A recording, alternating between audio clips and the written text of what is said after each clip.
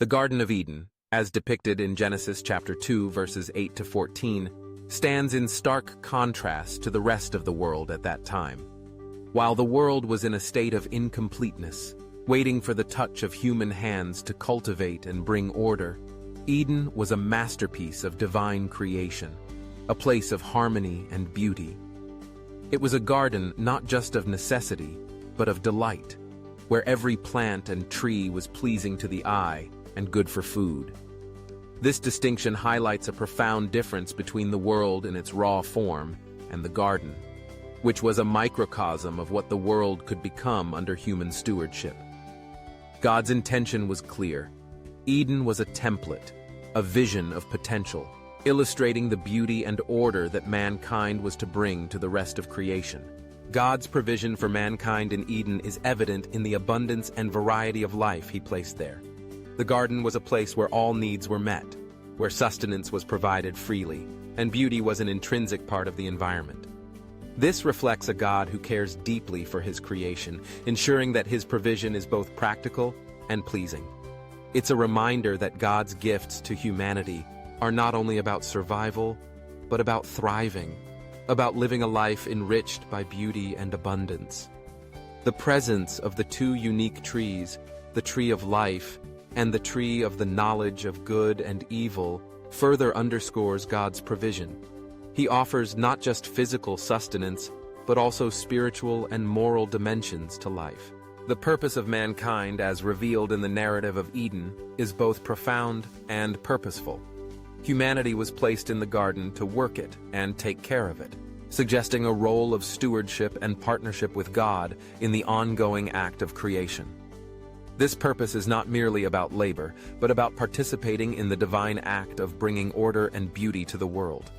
It's a call to cultivate, to nurture, and to transform the raw potential of creation into something magnificent. Moreover, Eden was a place of testing, where obedience to God's command was paramount. The presence of the tree of the knowledge of good and evil introduced the concept of choice, highlighting mankind's free will and the importance of obedience and trust in God's wisdom. The parallel between Eden and Gethsemane is a poignant reminder of the recurring theme of testing and obedience. In Eden, humanity faced the temptation of disobedience and the allure of self-determination. In Gethsemane, Jesus faced the ultimate test of obedience, choosing to submit to God's will despite the immense personal cost.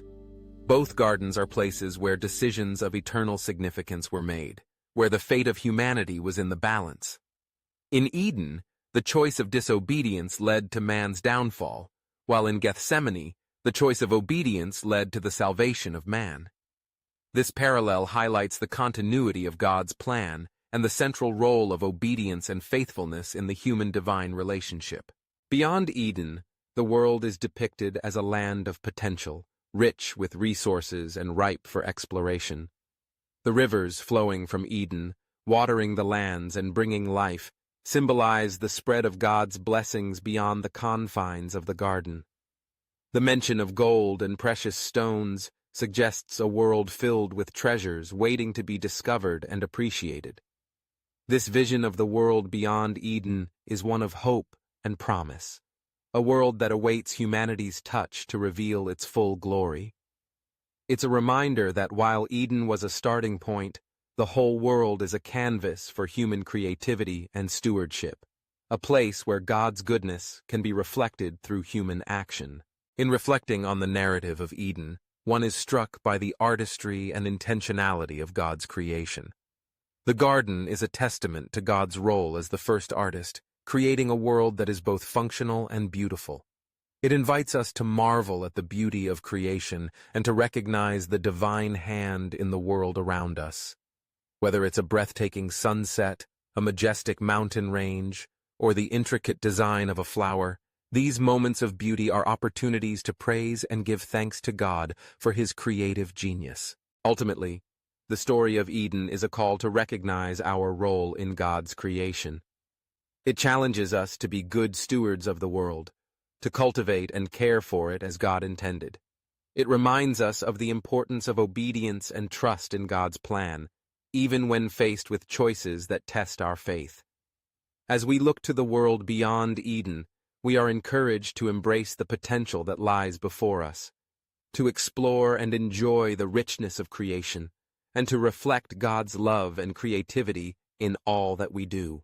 If this message has resonated with you, I invite you to declare your faith by typing "Yahweh is amazing" in the comments below. This simple act shows your appreciation to our Creator, who gave us an amazing world to live in. May this reflection inspire us to live with purpose and reverence, honoring the divine image within us and the world entrusted to our care. If you found this devotional inspiring, I encourage you to like this video, subscribe to our channel, and hit that notification bell. By doing so, you'll stay connected with more content that seeks to uplift and challenge us in our walk with Christ. God bless you.